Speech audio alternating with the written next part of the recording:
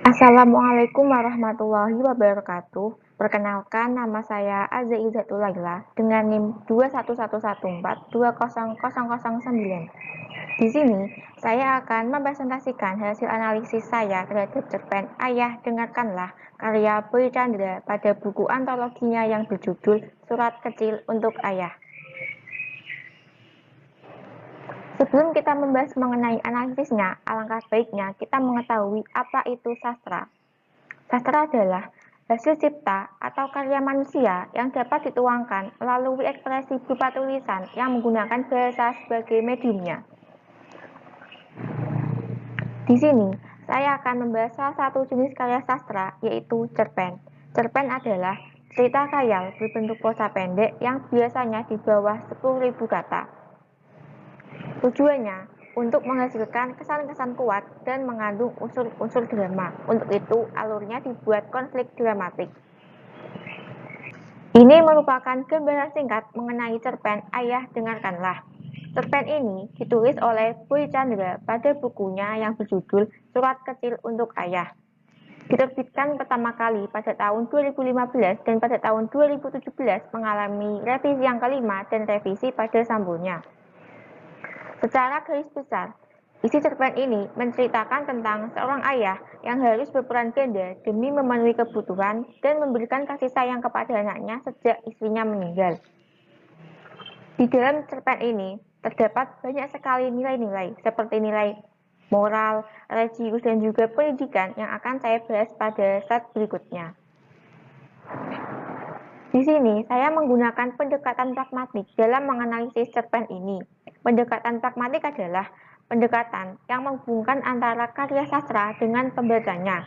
Fungsi dari pendekatan pragmatik adalah memberikan kesenangan kepada pembaca serta bermanfaat bagi pembacanya. Dalam praktiknya, pendekatan ini memahami dan mengkaji karya sastra berdasarkan fungsinya untuk memberikan pendidikan moral, agama, maupun fungsi sosial.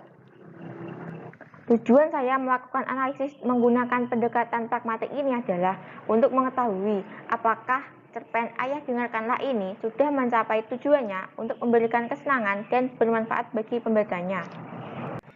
Sebelum saya membahas mengenai analisis pragmatiknya, terlebih dahulu saya akan membahas mengenai nilai-nilai yang terkandung di dalam cerpen ini. Nilai moral ditunjukkan ketika sosok anak yang senantiasa berbakti kepada ayahnya. Nilai religius, rasa syukur atas kehidupan yang mereka jalani. Meskipun kehidupan mereka sangat sederhana, namun mereka tidak pernah lupa akan rasa syukur terhadap pemberian Tuhan. Nilai pendidikan ditunjukkan ketika sosok ayah mengajarkan kepada anaknya bahwa kita tidak boleh melihat orang dari sisi luarnya saja. Tetap memandang baik dan menghormati orang lain meskipun orang tersebut tidak memperlakukan kita secara baik. Selain itu, ditunjukkan ketika sang ayah selalu menyisihkan uangnya untuk pendidikan anaknya karena ia tak ingin nasib anaknya seperti dirinya. Sekarang, kita lanjut ke analisis pragmatiknya. Analisis yang pertama, ayahku hanya seorang penjual makanan keliling. Ayahku menjual nasi goreng dengan gerobak dorongnya. Pendidikan yang dulu terlalu mahal baginya membuat dia harus merelakan diri bekerja apa saja. Bagi ayah, hal terpenting dari bekerja adalah agar keluarganya bisa makan dan aku bisa sekolah. Dari cuplikan di atas mengajarkan kita tentang bagaimana sosok ayah yang rela melakukan pekerjaan apapun asalkan bisa menghasilkan uang untuk makan dan pendidikan anaknya. Dalam karyanya tersebut, penulis sangat memperhatikan realita dalam kehidupan sekarang ketika orang tua, terutama sosok ayah, rela banting tulang agar kebutuhan keluarganya tercukupi. Penulis menggambarkan sosok ayah dalam cerita ini sebagai sosok pekerja keras, penyayang, bertanggung jawab, dan sebagai pendidik bagi anaknya. Analisis yang kedua, pada cuplikan, kalau ayah tidak berjualan, kita mau makan apa? Orang seperti kita ini, kalau tidak bekerja, nggak bisa makan. Lebih baik berjuang dengan keringat kita sendiri daripada berharap bantuan orang lain. Pada cuplikan tersebut, terjadi ketika sang anak merasa sedih akibat ayahnya yang sakit, namun masih memaksakan diri untuk tetap berjualan. Ayahnya tidak mempunyai pilihan, lantaran dialah harapan satu-satunya agar anaknya bisa terus bersekolah dan kebutuhannya tercukupi. Hal tersebut pastinya akan membuat pembaca mengingat sosok dari ayahnya masing-masing serta bagaimana sosok ayah tersebut berperan dalam menghidupi keluarganya. Analisis yang ketiga. Pada cuplikan, rajinlah sekolah. Cukup ayah saja yang bekerja kasar seperti ini. Kamu harus mempunyai pekerjaan yang lebih baik dari ayah. Semampu ayah, kamu akan ayah sekolahkan setinggi mungkin. Bekerjalah dengan mengandalkan kemampuan dan isi kepala akan membuatmu lebih banyak mendapatkan uang. Ayah selalu menyemangati apa yang aku ciptakan untuk pekerjaanku. Bagi ayah, bekerjalah dengan apa yang kamu senangi. Meski kadang, ayah juga menawarkan pekerjaan yang baik menurutnya. Dari cuplikan tersebut, kita belajar sepenting apakah pendidikan itu.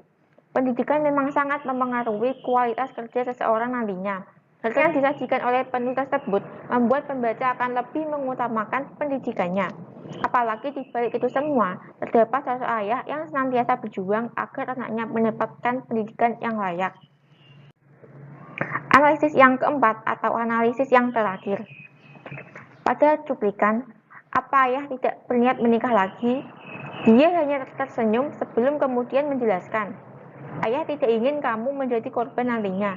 Tidak semua orang bisa menjadi seperti ibumu, dan ayah tidak mau mengambil resiko untuk itu. Apa ayah tidak kesepian? Ayah punya kamu, anak ayah yang harus ayah perjuangkan. Untuk ukuran usia ayah, kesepian tidak ada artinya dibanding kebahagiaan anak ayah. Cuplikan di atas terjadi ketika tokoh utama merasa bahwa ayahnya mungkin merasa lelah karena sudah mengurusnya sendiri sejak ibunya meninggal. Namun, sang ayah selalu berusaha untuk terlihat tegar dan berusaha lebih kuat. Dari sini, penulis memperlihatkan kepada kita bahwa di balik ketegaran seorang ayah, kita tidak akan pernah tahu akan hatinya.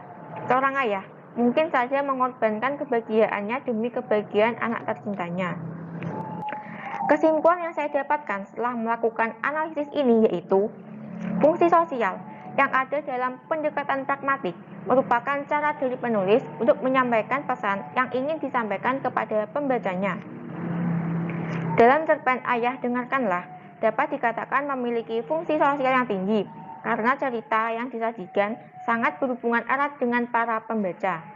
Konflik keluarga, dilema pendidikan, dan kerasnya perjuangan seorang ayah menjadikan cerpen tersebut memiliki banyak manfaat yang dapat diambil oleh pembacanya.